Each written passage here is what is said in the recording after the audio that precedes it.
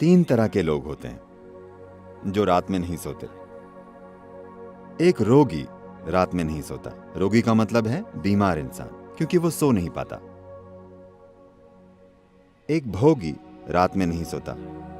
एक सुख खोजने वाला रात में नहीं सोता, क्योंकि उसके कामों के लिए रात मददगार होती है। एक योगी भी रात में नहीं सोता, क्योंकि उसके लिए भी रात बहुत सहायक होती है।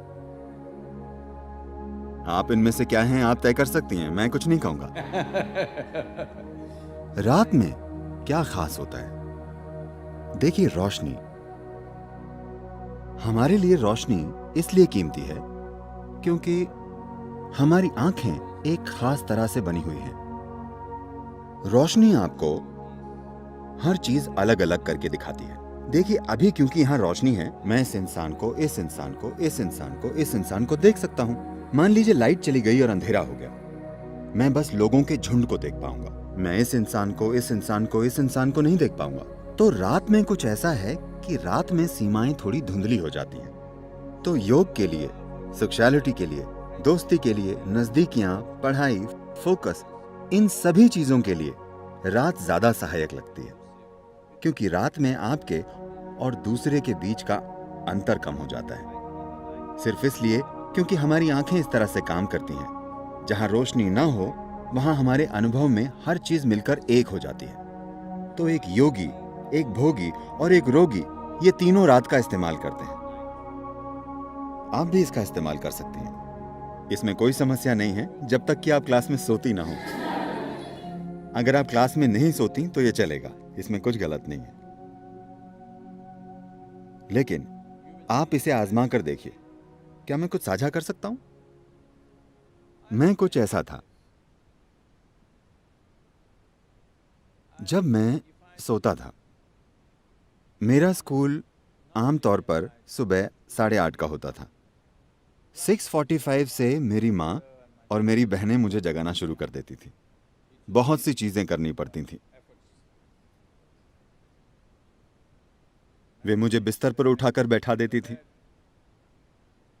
वे आकर मेरी बाह मरोड़ती थी, ये करती थी, वो करती थी। मेरी माँ ये नरमी से करती थी, मेरी बहनें सख्ती से करती थी। फिर वे मुझे खींचती थी और मेरी माँ टूथब्रश में टूथपेस्ट लगाकर मुझे दे देती थी। मैं उसे मुंह में लगाकर सो जाता था।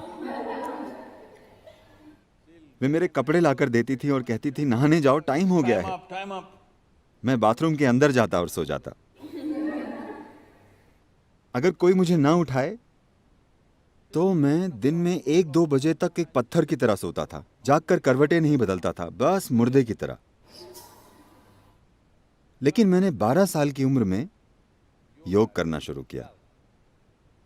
शायद 8 या 9 महीनों के बाद, उसके बाद चाहे जिस भी जगह पर होने पर, चाहे कहीं भी होने पर, चाहे जो टाइम जोन हो, रोज मैं अलग टाइम जोन में होता हूं, लेकिन मैं सुबह 3:35, 3:40 पर जाग जाता हूं, क्योंकि उस वक्त प्रकृति में कुछ बदलाव होते हैं। मेरा शरीर बस जाग जाता है। अगर मैं चाहूं, मैं उठकर जो करना चाहूं कर सकता हूं। अगर मैं ना चाहूं तो मैं थोड़ा और सो सकता हूं, लेकिन शरीर हमेशा जाग जाता है। तो आपको सिस्टम में थोड़ी संवेदनशीलता लानी होती है। देखिए, आप इस धरती के अंश हैं, हाँ या ना? कोई इंसान अपने बारे में कुछ भी बकवास सोचे, लेकिन हम सब इस धरती से पॉपअप हुए हैं। आपने कंप्यूटर स्क्रीन पर पॉपअप देखे? पॉप अप, हाँ? आप बस पॉपअप हैं। आप गायब हो जाएंगे। आपको विश्वास नहीं होता कि आप चले जाएंगे। हाँ, मैं चला जाऊंगा? हाँ, वे सारे चतुर लोग, अनगिनत लोग जो इस धरती पर आपसे और मुझसे पहले घूमते थे, वे अब कहाँ हैं? नामो निशान नहीं है, सब मिट्टी हो गए। क्या ऐसा नहीं है? क्या वे पॉपअप नहीं थे? क्या आप पॉपअप नहीं है? पुप पुप।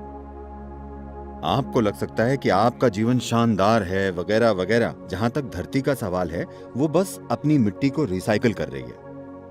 आपको उछालती है और फिर वापस खींच लेती है, उछालती है और फिर खींच लेती है। तो इस जरा से पॉपअप में अहम चीज और सबसे अहम चीज ये है कि आप अपने भीतर संवेदनशीलता लाएं। ऐसी संवेदनशीलता कि जीवन का हर आयाम आपके अनुभव में आ जाए, इससे पहले कि आप मर जाएं। क्या यह महत्वपूर्ण नहीं है कि आप इस जीवन को हर संभव स्तर पर अनुभव करें, है ना? हाँ, है ना? अनुभव का मतलब है, लोग सोचते हैं हमें हर दिन पार्टी करना है। नहीं नहीं, एक ही चीज आप कितनी बार करेंगे? इंसान के जीवन में खोजने के लिए बहुत कुछ है। आपको संवेदनशील होना होगा। संवेदनशील से मेरा मतलब है, क्योंकि इस शब्द का एक गलत तरीके से इस्तेमाल किया जाता है। इस मायने में जब लोग कहते हैं अरे वो संवेदनशील है, तो मतलब होता है वो जरा सी बात का बुरा मान जाएगी, है ना? आपके जीवन का संवेदनशील होना और आपके अहम का संवेदनशील होना दो अलग चीजें। जीवन के संवेदनशील होने का मतलब है कि अगर आप इस हॉल में आते हैं तो आप यहाँ मौजूद हर चीज का अनुभव करते हैं, आपसे कुछ नहीं चूकता। अगर आप बाहर जाते हैं तो आप किसी चीज से नहीं चूकते। जीवन के हर आयाम को आपके अनुभव में आना चाहिए। तो संवेदनशीलता विकसित करने का मतलब है कि अगर आप अपनी आंखें बंद करें तो आप जान जाएं कि चांद अभी किस अवस्था में है, क्योंकि ये सब आपके शरीर में हो रहा है। हर दिन ये आपके सिस्टम में जाहिर हो रहा है। Every day it is playing in your system. Do you see if it's a full moon or a new moon, the entire ocean is coming up? क्या आपने ध्यान दिया है कि अगर पूर्णिमा या अमावस्या हो तो पूरा समुद्र उछलता है, ज्वार भाटा आता है ना? आप कभी समुद्र तट पर गए हैं या नहीं जाते? आप जाते हैं? लहरें उठती हैं। Yes. पूरा समुद्र ऊपर उठने की कोशिश कर रहा है। आपके शरीर का 72% पानी है। आपको लगता है कि कुछ नहीं उठता? ये उठता है। सूरज और चंद्रमा की हर स्थिति और कई चीजें जो धरती के साथ हो रही हैं, वो आपके साथ भी हो रही हैं। आपके जीवन को संवेदनशील बनना चाहिए, तभी आप जानेंगे कि आपके जीवन के हर पहलू को कैसे संभालें। संवेदनशील अहम मत बनाइए, अपने सामाजिक पहलू को संवेदनशील मत बनाइए। अगर आपके भीतर का जीवन संवेदनशील बन जाए और इस जीवन के साथ जो हो रहा है, अगर वो एक चीज आप जानते हैं, तो आप देखेंगे कि आपका जीपीएस ऑन हो गया है। तब कोई समस्या नहीं होगी, आप कभी खोएंगे नहीं। इससे कोई फर्क नहीं पड़ता कि कौन क्या कहता है, आप कैसे हालात में पहुंच गए हैं, आप कभी भटकेंगे नहीं, क्योंकि आपका जीवन संवेदनशील है।